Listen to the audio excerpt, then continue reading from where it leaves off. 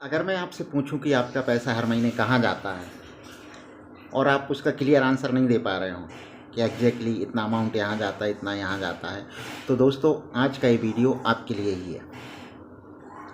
अक्सर क्या होता है दोस्तों कि सैलरी आती है, 2-3 दिन अच्छा लगता है, हम बहुत खर्च करते हैं, दिल खोल कर जिस चीज़ की ज़रूरत आई तुरंत फुलफिलमेंट हो जाता है।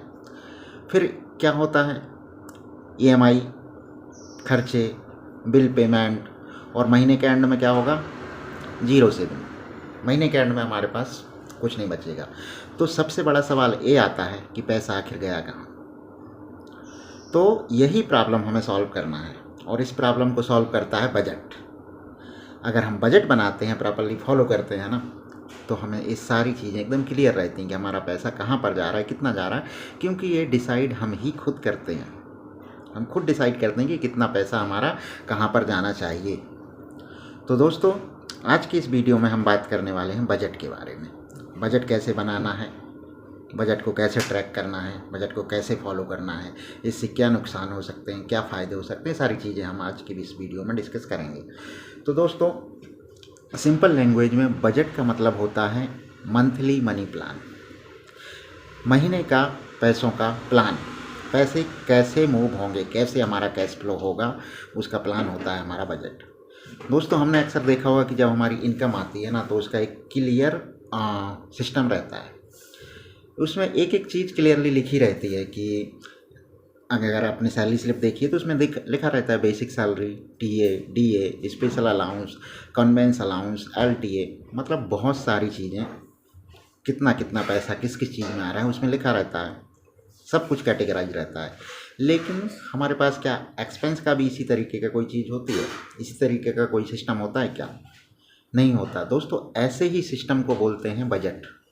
हमें ये सिस्टम खुद बनाना होता है, क्योंकि पैसा हमारे थ्रू आउटफ्लो हो रहा है, हमारे थ्रू खर्च हो रहा है, तो इसकी जिम्मेदारी हमारी है और इसको बनाना हमारी प्रायोरिटी है।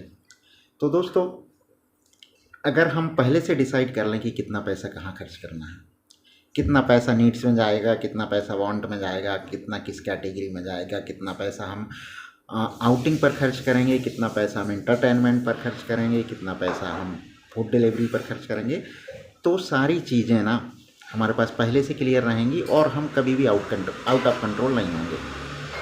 ठीक है। पैसा ये डिसाइड नहीं करना चाहिए कि उसे कहाँ जाना है। मतलब पैसा हमारे पास है तो पैसा खुद डिसाइड ना करे कि उसे कहाँ जाना है। हमें डिसाइड करना चाहिए कि हम पैसे को कहाँ भेजना चाहते हैं और कितने अमाउंट में भेजना चाहते हैं।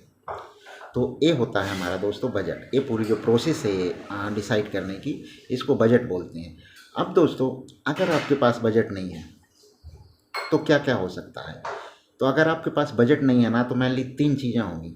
सबसे पहली चीज़ है ओवर स्पेंडिंग। दोस्तों अगर हम बजट नहीं बनाते हैं तो हमें जितना नॉर्मली खर्चा करना चाहिए उससे ज़्यादा ही होगा। एग्जाम्पल आप देख सकते हैं कि अगर आप किसी मॉल में जाएं या अगर आप किसी ग्रॉसरी स्टोर में जाएं और बिना लिस्ट बनाए जाएं, आप चाहें तो ट्राई करके देख सकते हैं। आप बिना लिस्ट प्रिपेयर किए हुए कोई चीज़ शॉपिंग करने जाइए, महीने भर का राशन खरीदने जाइए या शॉपिंग करने जाइए, तो आप देखेंगे ना कि हमेशा आप कुछ ना कुछ चीज़ एक्स्ट्रा खरीद के आएंगे। अब कुछ लोग इसमें ये भी बोलेंगे कि अगर हम लिस्ट लेकर नहीं जाते हैं तो कम भी तो खरीद सकते हैं। ऑब्वियस है, अगर हम बिना लिस्ट के जा रहे हैं तो गड़बड़ ही होगा।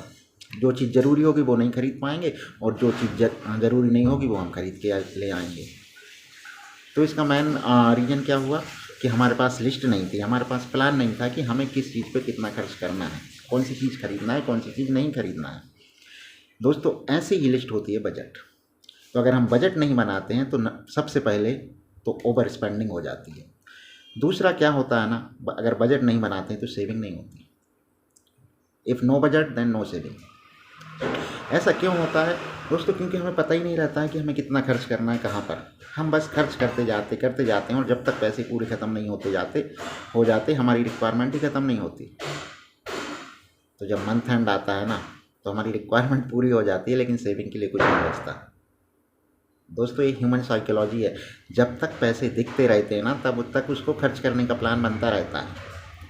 तो इस चीज़ को अवॉइड करने के लिए एक रूल यूज होता है जिसे बोलते हैं इनविजिबल इनकम रूल। जो पैसा हमारे सामने नहीं होता वो खर्च भी नहीं होता। इसका एक सिंपल सा एग्जांपल बताते हैं कि अगर आप देखें किसी सैलरीड पर्सन के पास में, किसी जॉब वाले पर्सन के पास में, और उसे पूछें कि आपकी सबसे बड़ी सेविंग क्या है, सबसे बड़ा सेविंग असेट क्या है, तो वो बोलेगा पीएफ, एनपीएस, प्रोविडेंट फंड। मतलब ऐसी चीज़ें जो कंपनी खुद ही काट लेती है। आपको सैलरी मिलने से पहले ही पीएफ आपका डिडक्ट हो जाता है, इसलिए वो खर्च नहीं होता, वो बचा रहता है, और वो सबसे बड़ा सेविंग का असेट बन जाता है लोगों का।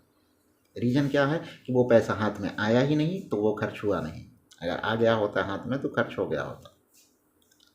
दोस्तों, ऐसे ही इसी चीज़ को अवॉइड करने के लिए एसआईपी करने की सलाह दी जाती है कि अगर आप एसआईपी करते हैं ना, तो ऑटोमेटिक आपके अकाउंट से पैसा निकल के सेव होता जाएगा, इन्वेस्ट होता जाएगा। लेकिन अगर आप सोचोगे कि नहीं, हर महीने की 5 तारीख को करना है, मैं खुद कर दिया करूँगा, तो नहीं हो पाएगा। तो दोस्तों, ऑटोमेट करने से जो चीज़ ऑटोमेटिक हो जाती है वो अक्सर कंटिन्यू चलती रहती है। जो इनकम हमारे सामने नहीं आती है वो बची रहती है। तो बजट ना होने का पहला नुकसान था ओवर स्पेंडिंग, दूसरा नुकसान हो गया नो सेविंग, और तीसरा भी है जो सबसे बड़ा मान सकते हैं कि मेंटली आपको फाइनेंशियली स्ट्रेस रहता है। दिमाग में हमेशा स्ट्रेस रहेगा, अरे यार इनकम तो इतनी आई थी, कुछ बचा नहीं, सेविंग नहीं हुई, ये चीज़ तो रह गई, ये ज़रूरी चीज़ थी, इस पर तो मैंने खर्च ही नहीं किया। तो इस तरीके से टेंशन आपके माइंड में हमेशा बनी रहेगी। इसी के विपरीत, इसके जस्ट अपोजिट, अगर हम बजट बनाते हैं तो क्या होगा, हमारे पास कंट्रोल आता है, पैसा हमारे कंट्रोल में रहता है, खर्चा हमारे कंट्रोल में रहता है, क्योंकि हमने एक लिमिट सेट करके रखी होती है कि किस चीज़ में कितना खर्चा करना है।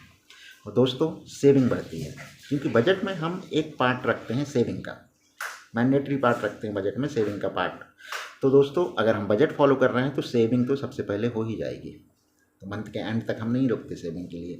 तीसरी चीज़ क्या होती है कि हमें फाइनेंशियल क्लैरिटी मिलती है, कितना पैसा कहाँ जा रहा है। हम कभी भी कोई भी पूछे, हम बता सकते हैं हमारा इतना पैसा इस चीज़ में खर्च होता है, इतना इस चीज़ में खर्च होता है। और इससे भी बढ़कर एक चीज़ होती है, बेनिफिट जो हमें मिलता है बजट बनाने से, वो होता है कि हमें एकदम रिलैक्स मिलता है, फाइनेंशियल रिलैक्स, कोई टेंशन नहीं रहती माइंड में फाइनेंस को लेकर के। तो एक होते हैं हमारे बजट के मेन बेनिफिट। दोस्तों, तो हमने देख लिया कि बजट के ना बनाने के नुकसान क्या हैं और बजट को फॉलो करने के फ़ायदे क्या हैं। अब चलिए हम देखते हैं कि बजट बनाने के लिए क्या यूज करें, कैसे बजट बनाएं। तो दोस्तों, बजट बनाने का एक गोल्डन फार्मूला है, ये मैंने पहले भी बताया हुआ है। बजट बनाने का एक गोल्डन फार्मूला है जिसको बोलते हैं 50-30-20 रूल। एक बेसिक चीज़ है, आपकी जो टोटल इनकम है उसको आप 3 पार्ट में डिवाइड कर लीजिए। पहला पार्ट जो होगा 50% इनकम का होगा, इसको हमें खर्च कहाँ करना है, अपनी नीड्स में, अपनी ज़रूरी चीज़ों में, ऐसी चीज़ें ज़रूरतें जो एकदम ज़िंदगी के लिए मेन ज़रूरत है, उसमें हमें 50% खर्च करना है। दूसरा पार्ट होगा 30%, हमारी टोटल इनकम का 30%, जिसको हम खर्च करेंगे बॉन्ड्स में, जैसे कि शॉपिंग हो गया, एंटरटेनमेंट हो गया, ऐसी चीज़ जो हमें कंफर्ट देती है। और जो 20% बचा वो सेविंग के लिए है। अब सबसे पहले मैंने बात क्या बता दूँ कि जो लास्ट में बताया ना 20%, उसको हमें सबसे पहले यूज करना है। मतलब जो सेविंग वाला पार्ट है ना 20%, वो सबसे पहले करना है। अब जितना बाकी का बच रहा है वो हमें पूरे मंथली बजट के लिए यूज करना है। अब कहीं कहीं पर मैंने बताया है कि 10% सेविंग में यूज करना है। तो दोस्तों, 10% जो है वो मिनिमम अमाउंट है कि अगर आपके पास पैसे नहीं है, बहुत कम है, तो 10% तो हर हाल में कर ही देना है। और अगर अच्छा खासा है तो 20% हमारे बजट का बेसिक हो जाएगा। तो 20% तो ये आपका फर्स्ट डे को सेव हो जाना चाहिए। अब बाकी का जो पैसा बचता है उसको हमें मंथली में, पूरे मंथली बजट चलाना है, उसमें से अगर बचता है तो मंथ के एंड में बाकी का भी सेविंग में कर सकते हैं। तो हमारी सेविंग हमेशा जो मिनिमम अमाउंट है उससे ज़्यादा ही रहेगी। तो दोस्तों, एग्जाम्पल के लिए अगर आपकी सैलरी है 1 लाख रुपये, तो आपको 50,000 रुपये में आपको महीने के पूरे खर्चे जो आपके नीड्स हैं ना उस पर खर्च करना है मैक्सिमम, उससे ज़्यादा नहीं होना चाहिए। 50,000 से ज़्यादा आपका खर्चा नहीं होना चाहिए ज़रूरतों पर। 30,000 से ज़्यादा आप लग्जरी पर खर्च नहीं करेंगे, और मिनिमम 20,000 आप सेव करेंगे। मतलब 20,000 आपको जैसे सैलरी आती उसी पहले दिन ही सेव कर देना है। जिस भी चीज़ में आप सेव करते हो, आप एफडी करते हैं, आप म्यूचुअल फंड में लगाते हैं, आप स्टॉक्स खरीदते हैं, आप गोल्ड खरीदते हैं, आप कुछ भी, तो वो महीने की पहली तारीख को सेव कर दीजिए। दोस्तों, ये सबसे बड़ी मिस्टेक होती जो लोग करते हैं ना कि वो लोग सेविंग पहले नहीं करते, वो सोचते हैं चलो खर्च करते रहते हैं, मंथ के एंड में जो बचेगा उसे सेव कर देंगे, लेकिन ऐसा हो नहीं पाता दोस्तों, ये बड़ी मिस्टेक हो जाती। इसलिए सबसे पहला सही तरीका है कि हमें सेव करना है, और इसके लिए मैंने एक रूल भी बताया है, पे टू योर सेल्फ फर्स्ट। हमेशा पहले सेविंग करो, बाद में दूसरे खर्चे करो। तो दोस्तों मान लो कि आपकी सैलरी 25,000 रुपये है, और अगर आपको उसको बिना बजट के खर्च करते हैं तो मंथ के एंड पर सारे खर्च हो जाएंगे, कुछ बचेगा नहीं, और आपकी ऐसी ज़रूरतें रह जाएंगी जिन पर खर्च करना ज़रूरी था। और वहीं पर अगर आप बजट फॉलो करते हैं ना, तो 25 में से उसका जो 20% है, यानी कि 5,000 तो आप पहले ही दिन सेव कर देंगे। अब बाकी 20,000 में आप खर्च चला रहे हैं, और आप बजट को फॉलो करते हुए, आप सारे एक्सपेंस कंट्रोल वाले रूल को फॉलो करते हुए काम कर रहे हैं, तो आप उससे भी ज़्यादा बचा सकते हैं। तो दोस्तों ये हमारा था आज का वीडियो, जिसमें हमने बात करी है बजट के बारे में। अब बजट को बनाने के लिए मैं कुछ स्टेप्स बताता हूँ। सबसे पहले तो आप अपनी इनकम लिखिए। स्टेप 2, अपने एक्सपेंस को ट्रैक करिए, डेली के खर्चे लिखिए, छोटे से छोटा खर्च भी लिखो। फिर उसकी कैटेगरी बनाओ, नीड्स है, वांट्स है या सेविंग है।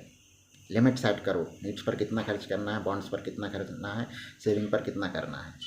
और दोस्तों इसको हमेशा ट्रैक करो, वीकली, हर हफ्ते इसको रिव्यू करो। संडे या मंडे का कोई दिन रख लो, 15 से 20 मिनट लगेंगे रिव्यू करने में। उसको रिव्यू करो और देखो किस कैटेगरी में हम ओवर बजट हो रहे हैं, किस कैटेगरी का बजट ख़त्म हो रहा है, बस उस पर कंट्रोल करना है आपको। और इसको प्रैक्टिकल बनाने के लिए एक बोनस टिप बताता हूँ। आप एनवलप मेथड यूज कर सकते हैं। हर कैटेगरी के लिए एक अलग अलग लिफाफा बना लीजिए कि हमारा नीड्स का लिफाफा ये है, वांट्स का लिफाफा ये है, और जैसे वो लिफाफा ख़त्म तो उस चीज़ में खर्चा करना ख़त्म। अगर आपके पास मल्टीपल बैंक अकाउंट हैं तो आप यूज कर सकते हैं। एक बैंक अकाउंट में वो पैसा रखिए जो आपको नीड्स पे खर्च करना है, दूसरे में वो रखिए जो आपको वांट्स पे खर्च करना है, और तीसरे में वो रखिए जो आपका सेविंग का है। सेविंग वाले पैसे को हमेशा अलग रखें, है ना। सेविंग ऑप्शनल नहीं है, सेविंग मैंडेटरी है। दोस्तों एक पावरफुल टिप, हाँ यही है हमारी एनवलप मेथड। बजट बनाने के लिए अब आपको क्या यूज करना है, तो आप नोटबुक यूज कर सकते हैं। अगर आपके पास लैपटॉप है तो आप एक्सेल सीट यूज कर सकते हैं। आप मोबाइल ऐप्स भी यूज कर सकते हैं। ऐसी मोबाइल ऐप्स अवेलेबल हैं प्ले स्टोर में कि आप डेली के एक्सपेंस लिखते जाइए, वो बहुत बढ़िया तरीके से, ग्राफिकल तरीके से चार्ट बना के आपको मंथली कैटेगरी वाइज एक्सपेंस बना करके दे देंगे। तो ये भी जो भी चीज़ आपको सही लगे, चाहे वो ऐप्स हो, चाहे वो एक्सेल सीट हो, चाहे वो नोटबुक हो, पेन हो, डायरी हो, उससे आप लिख सकते हैं। दोस्तों हमेशा याद रखिए कि बजट जो है ना आपके लिए रिस्ट्रिक्शन नहीं है, बजट जो है आपकी फ्रीडम है। और बजट आपको गरीब नहीं बनाता है, बजट आपको फ्यूचर में अमीर बनाता है। अगर आप आज बजट बनाते हैं, फॉलो करते हैं, तो कल के दिन आप एक अलग कंडीशन, अलग पोजीशन पर होंगे। तो दोस्तों अगर आपको ये वीडियो हेल्पफुल लगा है तो वीडियो को सेव करें, लाइक करें, और ज़्यादा से ज़्यादा लोगों में शेयर करें, क्योंकि ये जो फाइनेंशियल नॉलेज है ना, ये इसकी ज़रूरत हर किसी को पड़ती है, हर एज ग्रुप में हर इंसान को इसकी ज़रूरत है।